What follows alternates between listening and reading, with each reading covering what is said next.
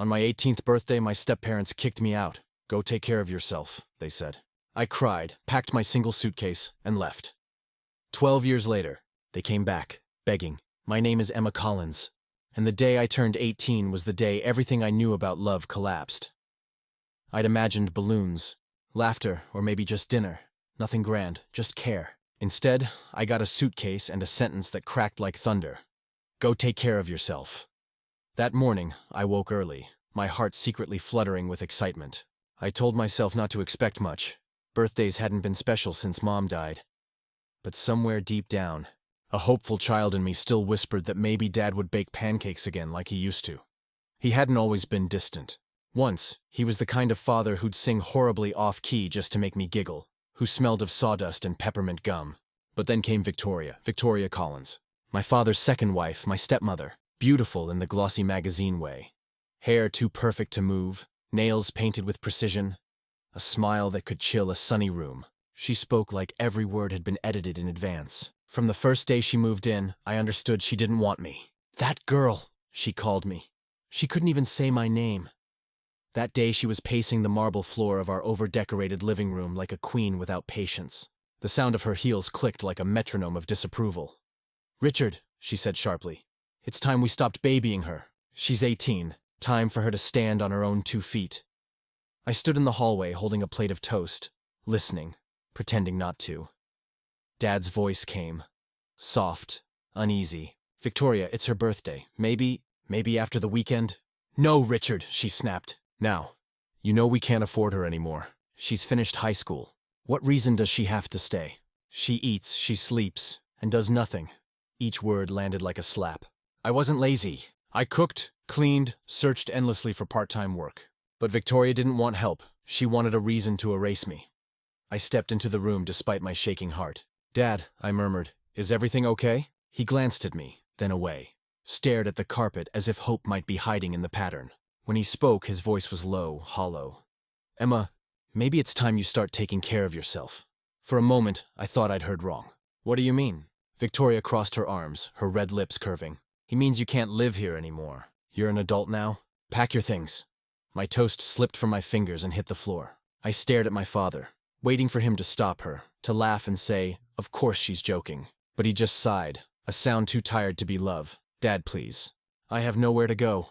He rubbed his forehead without looking at me. You'll figure it out, Emma. You're strong. From the stairs, Victoria's voice cut through the air. Be gone before dinner. I ran upstairs, half blind with tears, the house already shrinking away from me. Everything I owned fit into one old suitcase. A few clothes, some worn books, Mom's photograph, and the tiny silver necklace she'd given me years ago. I sat on the edge of my bed clutching her picture, whispering like a prayer. I don't know what to do. Mom, I don't know where to go. By evening, the smell of roast chicken filled the house. My birthday dinner, apparently, without me. I stood by the door, suitcase trembling in my grip, streaks of tears dry on my cheeks. No one came to say goodbye. When I stepped outside, the cold slapped me full in the face. I turned, half hoping the door would open, that my father would call my name, say, come back in, sweetheart. He didn't. The door shut slow, soft, a sound I would never forget. That was my birthday gift. The nightlight hummed above the street. I walked until I couldn't cry anymore, through quiet roads, past strangers whose lives remained warm and whole. I didn't even know where I was headed, only that each step carried me farther from everything I thought was home. Down by the park, I collapsed onto a bench, hugging my suitcase like it could keep my heart from breaking apart. The wind cut through my thin jacket. My sobs came out dry, small. How could you be someone's child for 18 years and suddenly become disposable? Cars passed. Couples laughed somewhere far off. No one noticed the girl on the bench, damp-haired and shivering. I took out my mother's photograph, the one with her smile mid-laugh. I'll be okay, I lied softly. I'll survive. I cried until exhaustion dulled everything but the ache, then curled up beneath the indifferent stars. Somewhere between tears and dreams, I made a vow so quiet it barely left my lips. I will never beg anyone to love me again. I didn't know it then, but that birthday, the day they denied me a home, was the day I began building one of my own. When morning came, sunlight felt too bright, too unfair. My back ached from the hard wood of the bench. Hunger twisted deep inside me. I clutched the suitcase and stood. I had no plan. No money. No one. For the first time, I truly understood what it meant to belong to no one but yourself. I wandered the streets of Boston, clutching the last of my resolve. Faces blurred by, people with places to go, eyes locked on their phones, feet never stopping long enough to notice me. I stopped outside a bakery window. Inside, rows of warm loaves were stacked in neat perfection. The scent of yeast and butter billowed out through the cracks of the door, sweet, familiar, cruelly comforting. My stomach growled, but my pride kept me still. The woman behind the counter, gray hair pulled into a bun, sharp eyes softened by age, spotted me, but said nothing. That was the first time I saw Helen Brooks. By noon, I stumbled upon a narrow alley where a few others dozed beneath torn blankets and cardboard signs. I sat near them, too numb to speak, watching the world rush by toward lives I couldn't imagine. That evening, a young man sat beside me and quietly broke his sandwich in half. "Here," he said, smiling a little. He told me his name was Tommy. I never saw him again, but his kindness carved a small reminder into my heart, proof that not everyone looked away. Days blurred. I slept under bus stops, washed in public restrooms, smiled when people stared. Hunger became a quiet hum in my stomach, a presence that reminded me I was still alive. One cold afternoon, I found myself again standing outside that bakery. The smell was unbearable in its tenderness. Helen opened the door and stepped out, squinting at me. "You've been hanging around here for days," she said gruffly. "You planning to rob me or faint first?" No, I stammered. The smell helps me forget I'm hungry." Her brow arched, sharp but curious. She studied me for a long moment before sighing. "Come in, kid. You look like you'll drop dead any minute." That moment became my turning point. Inside, warmth wrapped around me like a blanket. She gave me coffee, strong, hot, the best thing that had ever touched my lips, and a thick slice of bread so soft it nearly melted. When I finished, she crossed her arms. "You want to earn your food instead of begging for it?" I nodded quickly. "Yes, anything." And that's how I began working at Brooks Bakery. I scrubbed floors, washed trays, carried flour sacks almost heavier than me. It was exhausting, but it was purpose. Every ache, every blister was proof I was clawing my way out of that night. Helen was strict, but she hid kindness behind that briskness. "Don't cry over spilled milk," she'd say. "Clean it, then make something better." Her son Ethan, quiet and patient, helped sometimes. He was kind in easy ways, never pitying, always steady. Weeks softened into months. I hoarded every dollar, tucking them into a rusted tin hidden in the pantry. When I counted each coin, I whispered to myself, "You're doing it, Emma. You're surviving." Still, there were nights I'd cry quietly, missing the idea of home more than the people in it. But with each morning, the ache eased. I learned to trade pain for dough, loneliness for work. Helen began to notice. One morning, she handed me a clean white apron embroidered with my name. "You've got good hands," she said. "Steady hands. Ever think about starting something of your own one day?" "Me," I laughed. "I barely pay rent," she shrugged. "Dreams don't start with money. They start with hunger, the kind that refuses to die." I didn't forget that. After hours, when the bakery closed, I experimented with recipes, breathing life into sugar and salt. Baking healed me. Each loaf I shaped, each pastry I glazed, rewrote a little more of my story, one that didn't end with rejection. By the time I turned 21, I'd saved enough to rent a small market corner and build a dream from scratch. I called it Emma's Bakes. My first day, I sold 5 cupcakes and 2 loaves of bread, and I went home smiling like I'd conquered the world. That tiny stall became my rebirth. Faces began to return, people saying my pastries tasted like home. I started to know names, hear laughter, belong, and one night, as I locked the shop door, moonlight catching the flower on my sleeve, I whispered to myself, "I did it. Mom, I'm okay now." Ethan stopped by with 2 cups of coffee. "You did good," he said. "Your sign's crooked, your sleeves are flour-dusted, and your smile's too big, but you did it." I laughed, and for the first time since that awful birthday, it didn't hurt to remember. I was no longer the girl who'd been thrown away. I was Emma Collins, a survivor, a baker, and soon something far greater. By the time I turned 25, Emma's Bakes wasn't just a stall anymore. It was a landmark. The little corner that once barely saw 10 customers a day now had lines stretching past the next block. People came for the bread, but they stayed for the story they didn't even know they were part of. A story built from pain, hunger, and stubborn hope. The mornings always began before dawn. I'd unlocked the doors while the city still slept, the air thick with the smell of yeast and butter. The quiet hum of the mixer became my kind of music. Every time I needed dough, I felt that same grounding peace Helen once talked about. She still visited sometimes, pretending to critique my pastries, but always leaving with a box full of them. Her son Ethan had become my business partner by then. You realize we've turned carbs into a movement, right? He'd joke whenever the bakery was packed. He handled the marketing, I handled the baking, and together we made something that felt almost magical. We expanded, first to another neighborhood, then another city. By 30, I had 5 outlets, a small team of full-time staff, and a charity branch that donated baked goods to shelters every Sunday. Every step forward reminded me of where I'd started. That cold park bench, that first piece of bread Helen gave me, that moment I decided not to give up.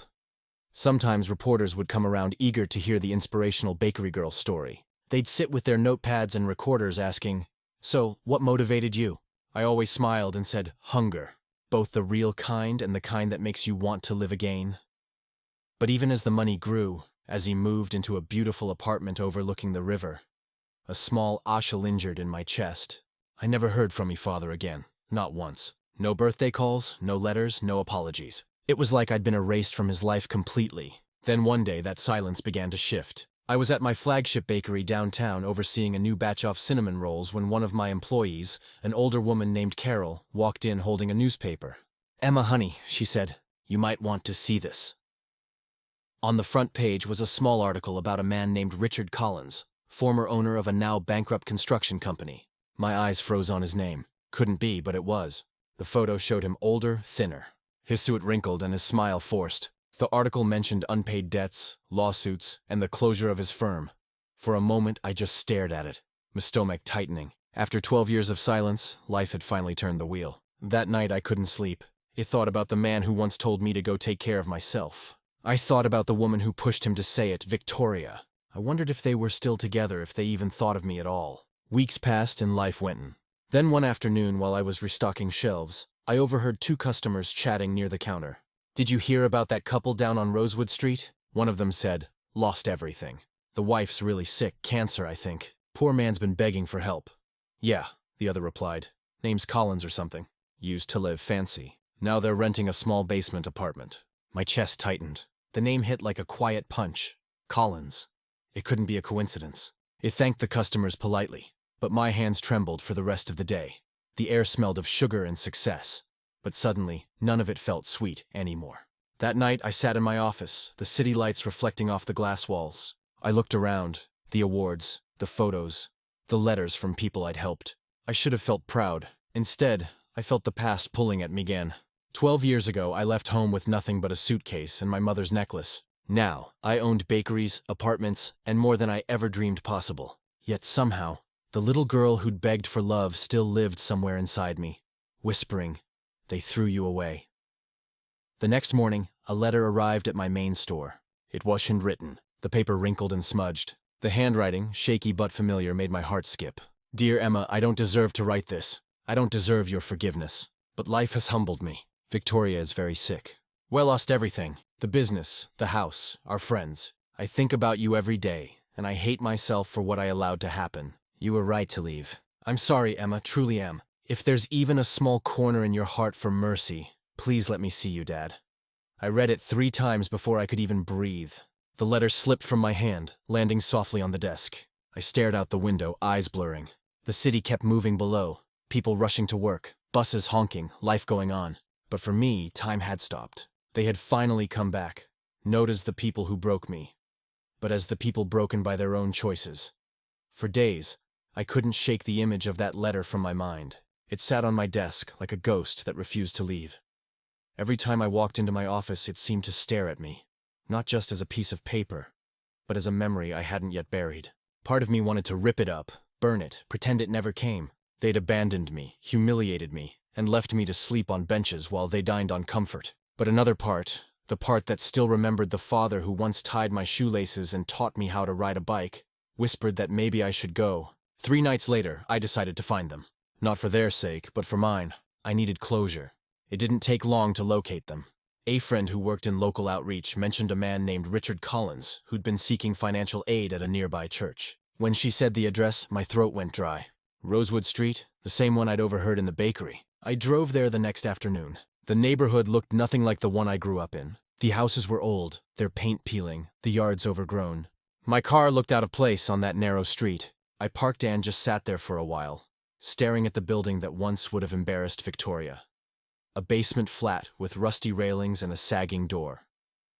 Finally, I stepped out. My heels clicked against the cracked pavement as I made me way down the small steps. I knocked. For a few moments, nothing happened. Then the door creaked open and my father appeared. He looked smaller. His once neat hair was gray and unkempt. His face hollowed out by time and regret.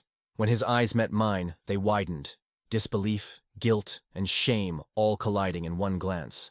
"Emma," he whispered like saying my name hurt his throat. "Hi, Dad," I said softly.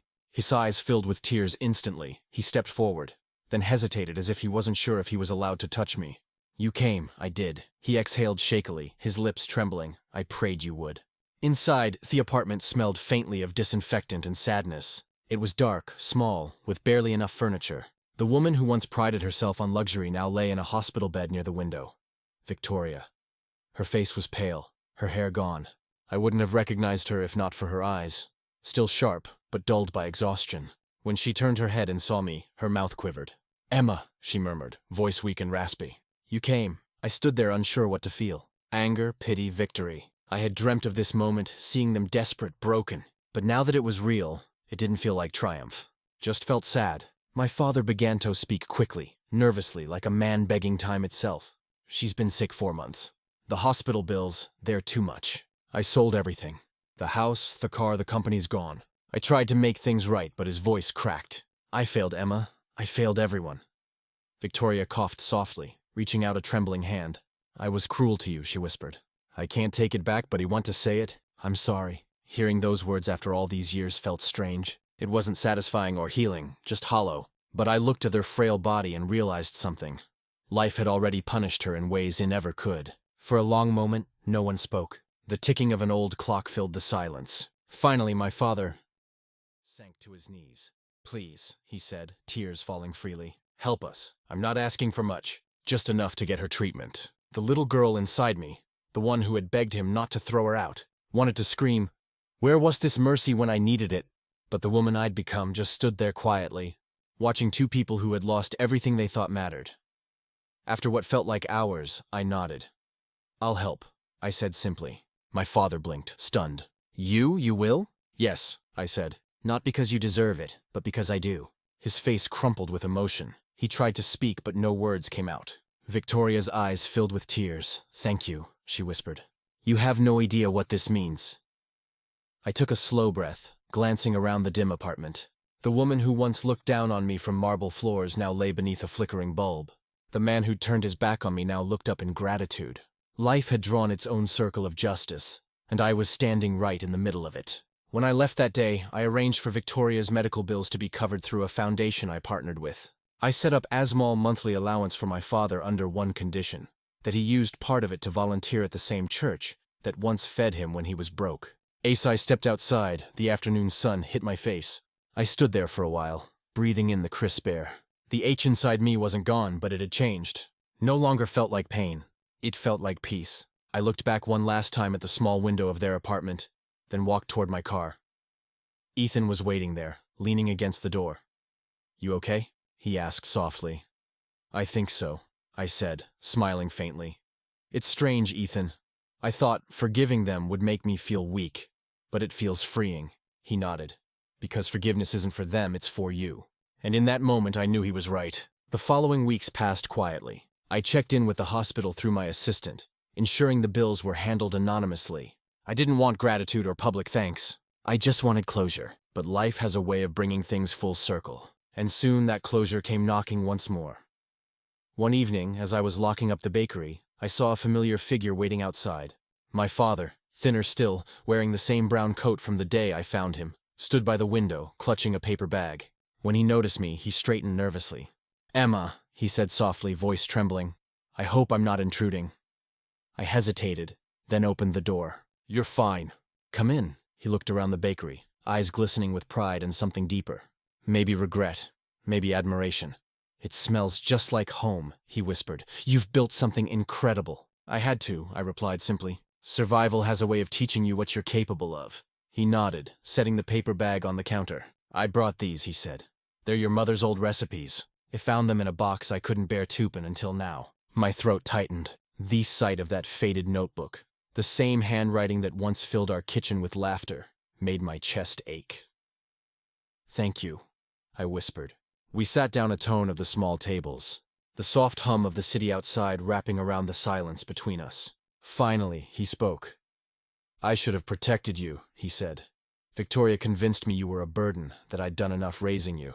I thought I was keeping peace at home, but I was destroying my own daughter. I've lived with that shame every single day. I looked at him, his face weathered by guilt. You broke me, Dad, I said quietly, but you also gave me something I didn't know I had. The strength to build. He nodded slowly, tears sliding down his cheeks. I don't expect forgiveness. I just needed to say it to your face. I reached across the table, my fingers brushing his hand. I forgave you the day I saw you kneel, I said. Not because you earned it, but because holding on to hate was burning me alive. He covered his face, sobbing quietly. Not the dramatic kind, but the kind that comes when a person finally lets go of years of guilt. I just sat there breathing, watching a man crumble into humanity again. When he left that night, he hugged me for the first time in 12 years. His voice was barely audible when he whispered, "Your mother would have been so proud." After he was gone, I stayed behind in the bakery, flipping through the old recipe book. The ink was smudged in places. The pages yellowed, but the smell of her handwriting, that faint scent of vanilla and thyme filled the room. For the first time since my 18th birthday, I let myself cry without bitterness. Days later, Victoria passed away peacefully in her sleep. My father called me from the hospital, voice heavy but calm. She said your name before she went, he told me. She said she hoped you'd bake her something sweet in heaven. I closed my eyes, smiled faintly, and whispered, I'll make hair and apple pie. The funeral was small, simple. No luxury, no fake tears, just a handful of people and the soft hum of wine through the churchyard trees. My father stood beside me the entire time, and for once there was no distance between us, just quiet understanding. After the burial, we walked down the path together. What now? He asked, looking at me uncertainly. You start over, I said. And so will I. But this time we do it right.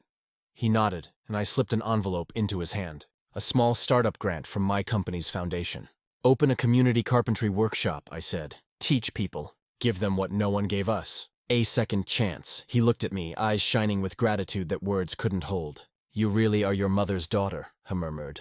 As I drove home that night, the city lights blurred through my windshield. I thought about the girl who'd left home with nothing but a suitcase and tears. She had been frightened, broken, and lost. But that same girl had grown into a woman who built something beautiful from the ruins. Standing in my apartment later, I looked out at the skyline and whispered into the night. The people who threw me away once begged at my door. But I chose mercy. Not because they deserved it, but because I deserved peace. That's the thing about pain. It's a teacher, not a life sentence. It shows you who you are, strips you of illusions, and hands you the power to rise again. I didn't win by becoming rich. I won by refusing to let fate write my ending. And as the city hummed below, I realized something simple but profound. Forgiveness isn't weakness. It's the final act of strength.